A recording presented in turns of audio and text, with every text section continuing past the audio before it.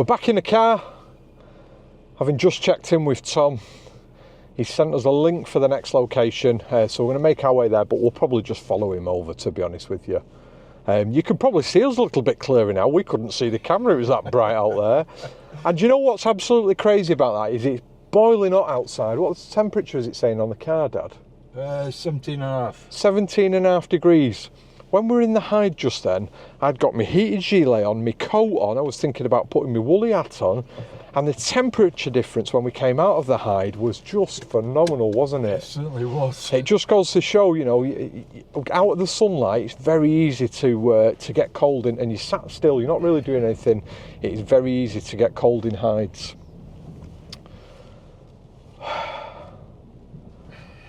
Oh, what a day. What a 2 days. Exactly. Eh? 2 days in. Wow. Well, 1.5, we're about halfway through now. It's exhausting, you know, this photography in hides. You wouldn't think so, would you? But No. it really is, you know, the concentration, the periods of no activity where you were constantly concentrating on things coming in because you don't want to be caught on the back foot. And then when something comes in, you know, you've got to be on it straight away. So it really is it's exhausting, isn't it? It certainly is.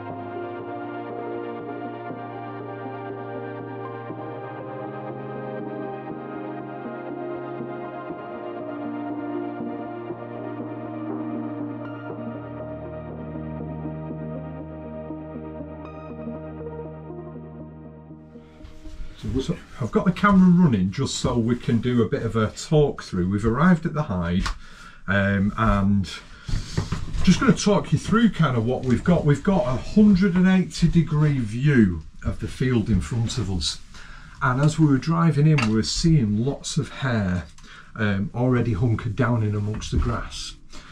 So what Pops and I have gone for is we've both used our Z9 with a 400mm lens out to the front. That's probably going to need the 1.4 teleconverter engaged unless they're coming close into the shorter grass, which is a possibility. And then out of the side ports, so I'm going to use this one here. So out of the side ports, I'm going to use my Z8, but I've put my 2x teleconverter on, and I'm going to use that in conjunction with the 70 to 200. So that's going to give me 140 to 400. So I'm getting good focal length there with a zoom that will allow me to be able to zoom back in if they're coming really close. If they're coming really, really close, I can always take the teleconverter off. It doesn't take me long to take the teleconverter off at all on that lens. So one of the things that I always do, it's probably one of the things that, you know, I've not included in videos before, but it's worth talking you through. As I get my lenses out, as I get my cameras out, I only just used these this morning, I'm cleaning everything as I go. So I clean my glass, I make sure that the lens, both ends, is nice and clean, make sure there's no debris in my camera. That both the Z8 and the Z9 have got the sensor shield, so that's pretty good.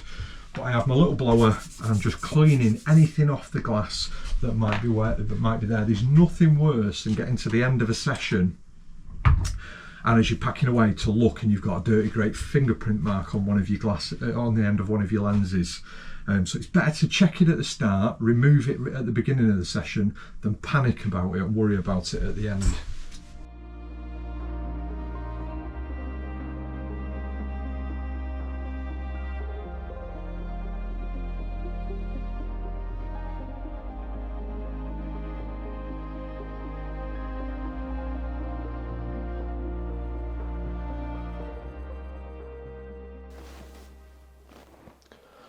We're finally in the hare hide. So this is called the funnel hide, and the reason that it's called the funnel hide is this is an area of the field that funnels naturally the wildlife into the area in front of it. we've got some beautiful meadow flowers growing at the background, which will make quite a nice backdrop, particularly if we can get the hare just as they're coming out of those. And we've got quite flat areas either side. When we're not recording, I'm also going to open this door because we've got some tall grass behind us. So there's a good chance that we can see the hare coming through the tall grass, and that potentially might make some nice photographs as well. So welcome to the full hide. This will, I think, will possibly be the final instalment of our time at Wildlife Photography Hides. And this is the last hide that we're going to visit, and what a way to finish it. We've done the kingfisher hide, we've done the otters at night under flashlight, we've done kestrels this morning, and now hopefully we're going to get some hare coming in. And what a spectacularly beautiful evening we've got for it. At the moment the light's very, very harsh, but actually at the moment what Tom was saying to us was that the hare will be quite hunkered down in the tall grass, and it's as it moves into the evening phase that they become more active, and that's the point when the light will be a little bit better, and we're looking to try and get those photographs. Thoughts, Pops? Well, this is a new one for me, so I'm really looking forward to it. I've been looking forward to it for the last few days, actually. Yeah. I've never photographed hares. Well, we did near where you used to live. Yeah, you had me crawling through the grass and the mud. Yeah, this is far more civilised, isn't it? It certainly is. Certainly is. Now, unlike every other commercial hide that we've been in, every other commercial hide uses bait to bring the animals to the hide. Of course, this doesn't, because the brown hare, you can't really bait those in, so they'll just be moving through this area. So what you've got to do is you've got to have your wits about you at all times, and making sure that you're keeping your eyes peeled, looking for the hare coming through. And the likelihood is as they're passing through, you're going to get fleeting moments to get those photographs. As Pops has said, we have photographed hares before, but be honest with you, I've got nothing decent in my portfolio of brown hare. So I'm hoping that that's going to change today. So come along for the journey and see what we see.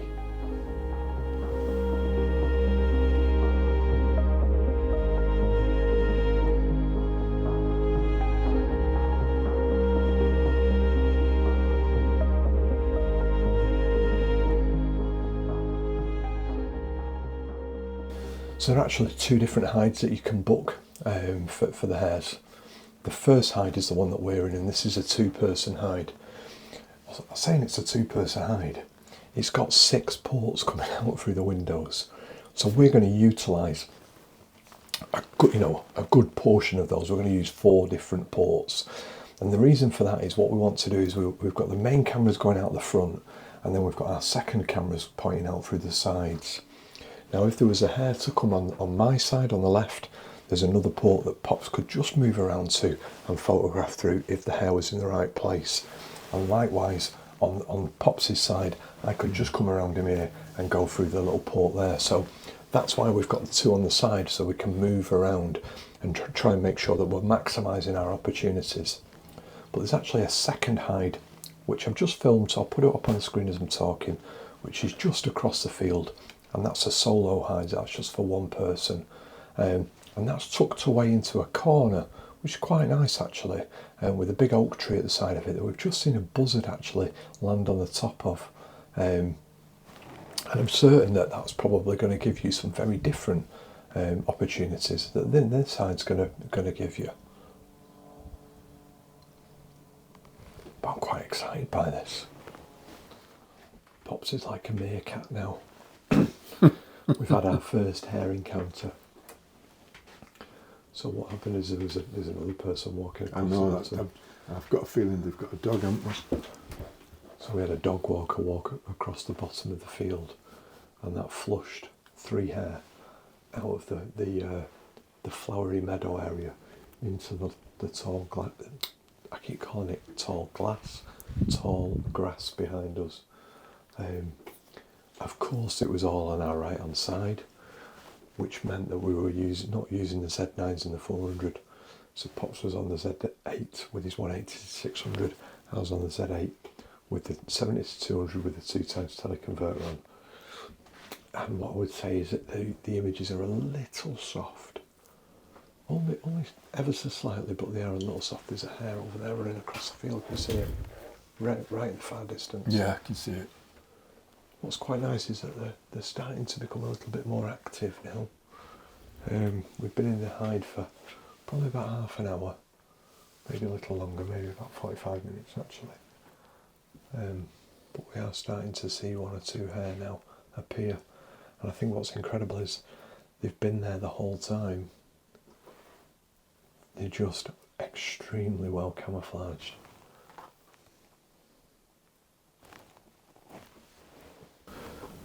We just had a really nice hare encounter. There's actually 3 hare. One came about in the corner of the field to our left. Thankfully, I'd seen them moving through the long grass, and I moved my Z9 with a 400mm to this side. And the one came out, then a second came out, then they run across the field, met up with a third. 2 of them have gone off into the meadow in front of us, and then one of them came back, stopped halfway across, and then carried on into the long grass. Absolutely beautiful, beautiful animals. Such expressions on their face.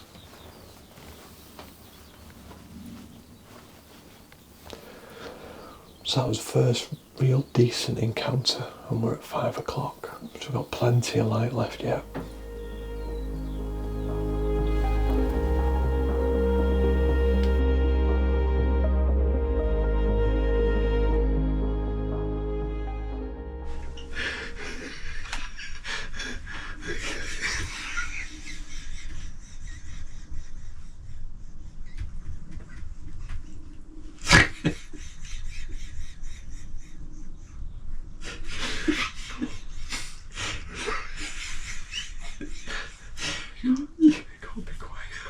You've got big ears. Yeah, I've got big ears. You've got the good ones.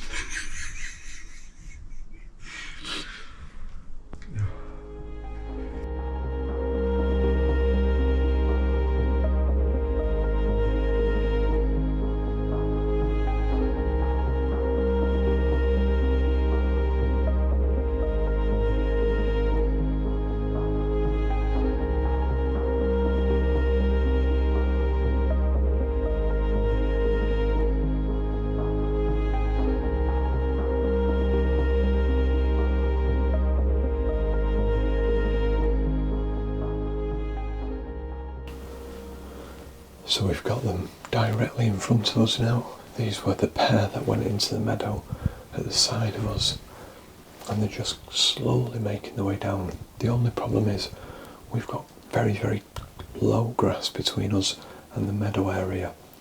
However, where the hares are in the meadow area, the grass is quite tall, and it's an absolute devil to try and get a photograph of the hare through the flowers of the meadow.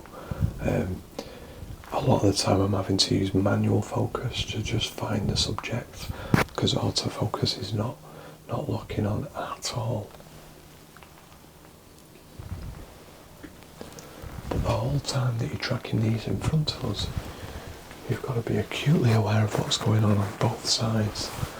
And that's why having two people in the same hide can be a real benefit, because it allows us to kind of both be scanning around, checking our peripheries, just in case they come into some of the open grassland.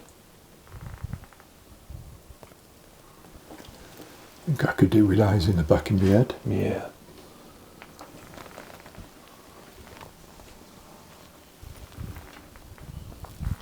The thing is, if you can see them, we've lost them again now, but Yeah. as they move, you know where they are, so you can at least be focusing onto that area. That's If right. they should come out of the long grass. Yeah.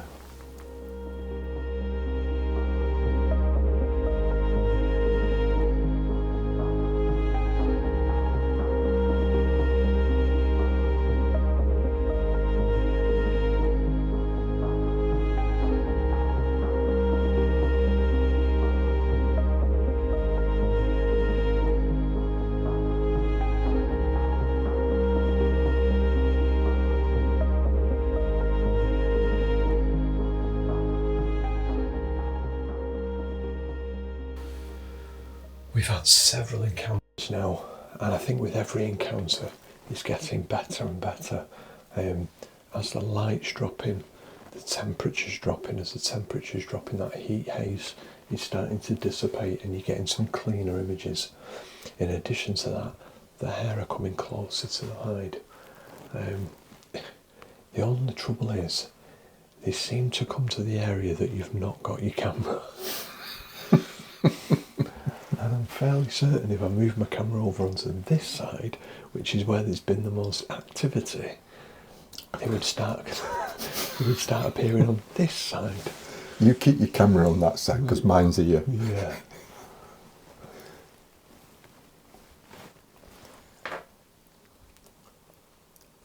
But it's that that brings the excitement. It's that brings that jeopardy of you're never quite sure whether you're going to get the image.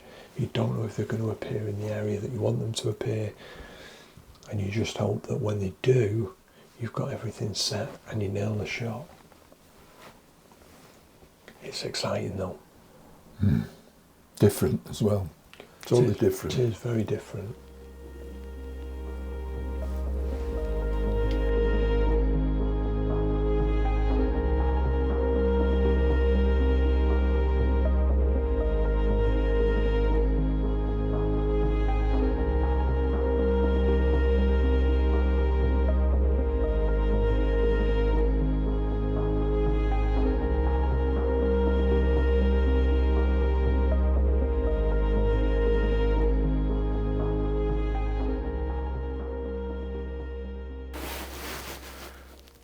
We're probably in the last sort of half an hour of light now, and as the light's dipping, the hares are becoming more active.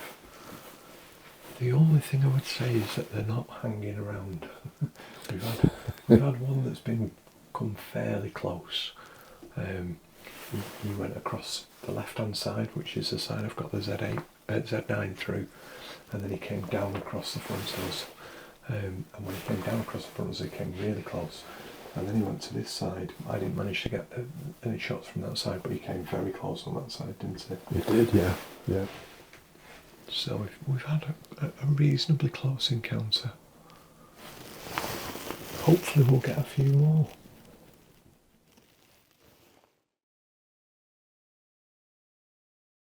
Wow, what an incredible ending to an incredible couple of days. It has been absolutely first class. We waited until the dying light. I mean, we've lost the light now, but we waited until the dying light, and just like with the kestrels, on the 11th hour, the hare came in and he came straight at the hide, straight down the barrel.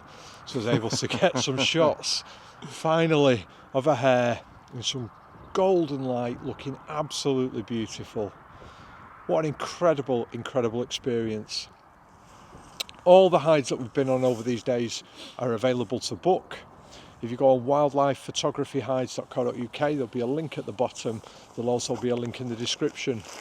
A couple of things to note. The first is the hides are absolutely first class. Every hide that we've been to has got a toilet. Most of the hides that we've been to have got brew making facilities.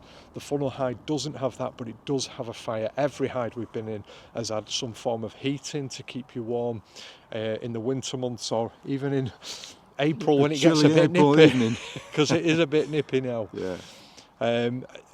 The hides are seasonal, so there are different hides available at different points throughout the year. The only hide that's available throughout the year, all year round, is the pond hide. Every other hide is available throughout the year, so you can, every other hide is seasonal, so there is a tab on the website that says active hides. Click on that, see what's available and get it booked in.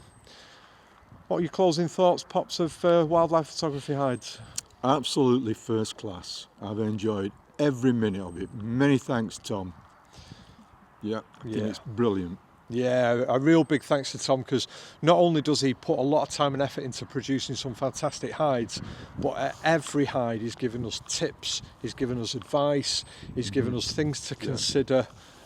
Nothing's been too much trouble for him, so I really do appreciate all the hard work and the help and advice and guidance that you've given us over these few days, Tom. We really appreciate it. Absolutely.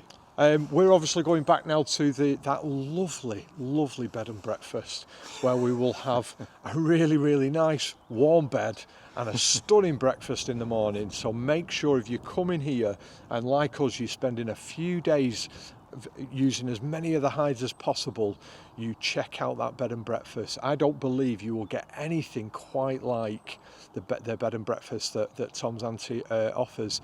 The other thing that's really important is she appreciates what photographers need to do. So she knows that we've got to be out at the crack of dawn, so she'll arrange for breakfast early. She knows we're coming back in unearthly hours, and she's not fazed by that in the slightest.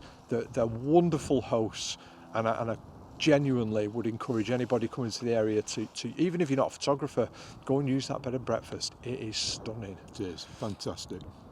So if you've liked the videos, give us a like. If you've not yet subscribed, well, it's about time you did. I say it every video, so now is the time. Click that subscribe button, costs you nothing.